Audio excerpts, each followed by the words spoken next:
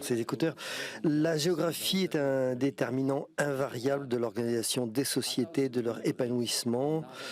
La Bretagne, terre maritime s'il en est, a toujours eu besoin d'une grande politique maritime. Dans son histoire, toutes les périodes de prospérité économique, sociale et culturelle ont coïncidé avec une intense activité marine. A contrario, à chaque fois que des intervenants extérieurs l'ont empêché d'échanger par la mer, la Bretagne a connu un déclin.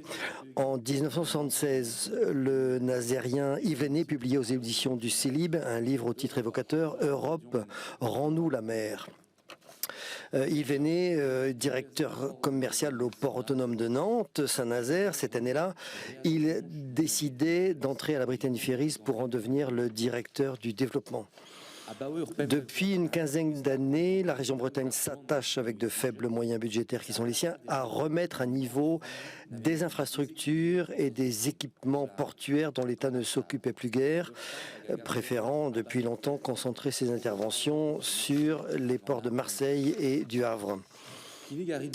Aujourd'hui, vous nous proposez, Monsieur le Président, d'investir dans un programme de modernisation du terminal ferry de Saint-Malo, un programme d'une ampleur inégalée sur la place portuaire de la Cité des Corsaires depuis plus de 70 ans, depuis la reconstruction de l'après-guerre.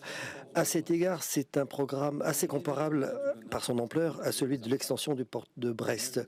Sur le principe, nous ne pouvons qu'être d'accord avec cette ambition. Cependant, nous constatons que le programme de dépenses que vous proposez s'élève à 150 millions d'euros.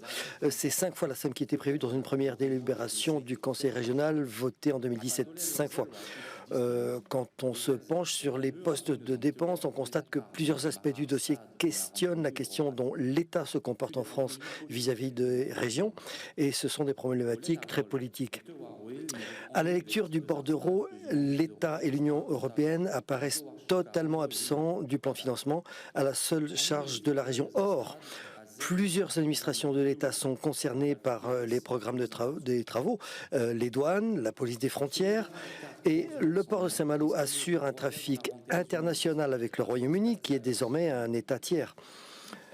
Dans ce nouveau programme de dépenses, le Brexit a donc pour conséquence des dépenses supplémentaires en termes d'aménagement. Je lis dans le bordereau, depuis 2015, les organisations relatives à la sûreté portuaire avaient amorcé un rapprochement vers celles appliquées au trafic aéroportuaire. L'avènement du Brexit a accentué cette évolution et conduit désormais inexorablement à l'application de concepts aéroportuaires aux organisations portuaires. Donc, qu'en sera-t-il d'une participation financière de l'État? Peut-on espérer, par l'hypothèque mobilité du contrat de plan État-région, dont une éventuelle signature a été repoussée à 2023? Pour mémoire, le volet mer du contrat de plan État-région n'émarge qu'à hauteur de 33 millions d'euros dans le CPER déjà signé, ce qui n'est pas une piste de financement à privilégier. Et qu'en sera-t-il d'une participation financière de l'Union européenne?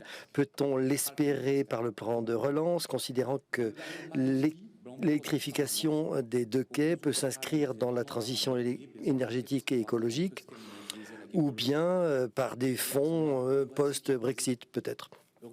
Une dernière question que nous vous posons, quelle politique de redevance et de tarification la région compte-t-elle appliquer aux compagnies privées qui utiliseront ces futurs équipements? Je vous remercie.